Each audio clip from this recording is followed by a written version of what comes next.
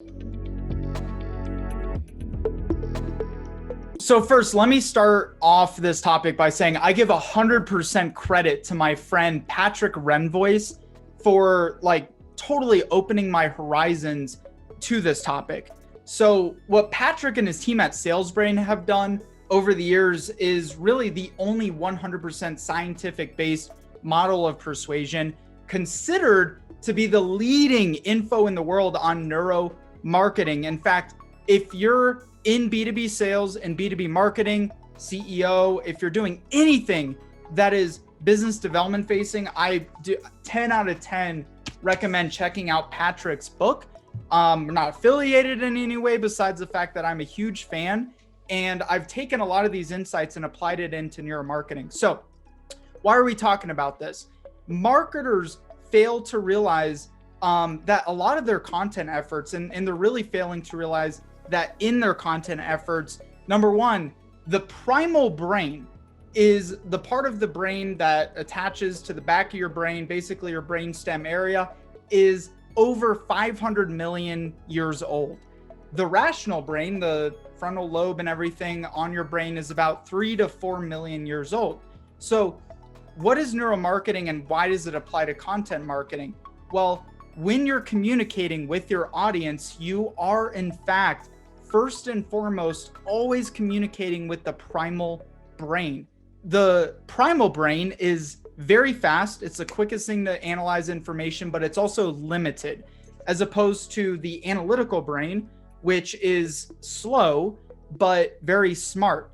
But no matter how sophisticated your target audience is, they are using their primal brain first and foremost to consume your content and to consume your information. So what do we do about this?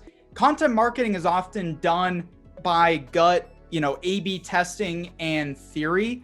I'm going to share with you the key ways to leverage neuromarketing to reach your audience in a scientific manner. Science has uncovered, and in Patrick's research, that there are 6 primal stimuli that light up the primal brain, right? That's what you want to do, is be lighting up the primal brain, whether you're putting out blog posts, newsletters, videos, visual graphic content, or in terms of content, even your website content. Number one, personal.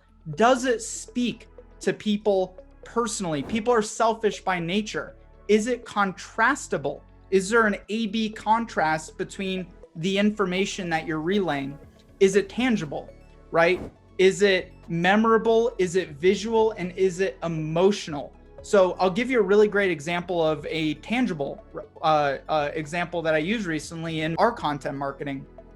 In a recent video, I talked about throwing rocks in the Grand Canyon with the expectation of filling it up.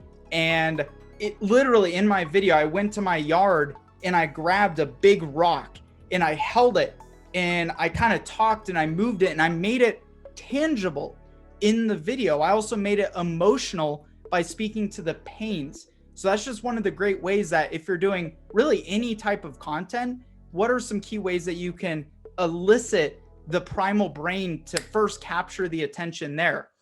Your content has to diagnose pain, has to differentiate your claims, demonstrate the gain that that person will receive by taking action from your content, and then you got to deliver it to the primal brain. Some key factors that I want you to include, and you absolutely have to include in that, are words like you, not we. If you go to people's website, you see very often they use we do this, or our team does this, or we help our clients with this.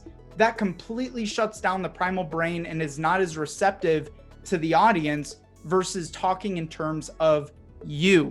Again, people are selfish by nature. So when you're putting a post out on LinkedIn, how can you gear it away from I and put it in terms of you? Tell stories with your content. There's a reason why stories are so effective. Movies, books, our brains follow stories better than technical data and information. Be credible, show your authority. Last 2 things, trigger emotion. Think of the emotional side of your buyer, not the analytical side. and then make it short. Most people go way too long with their content. They go way over top with articles, with teaser text, whatever they're putting out there. The shorter, the more impactful. The shorter it is, the more impactful it'll be in your buyer receiving it with their primal brain rather than their analytical brain. So this is just a very high level overview of neuromarketing, the key number of ways that you can apply it in your content marketing. Give it a try today. Go take action on this. And while you're at it as well, ask yourself this question. You know, maybe you're like, hey, Connor, this is great. This is awesome. But are your blogs, are your newsletters, is your LinkedIn content maybe just not even getting done? Is it, you know, taking too much of your time, or is it kind of a start-stop situation?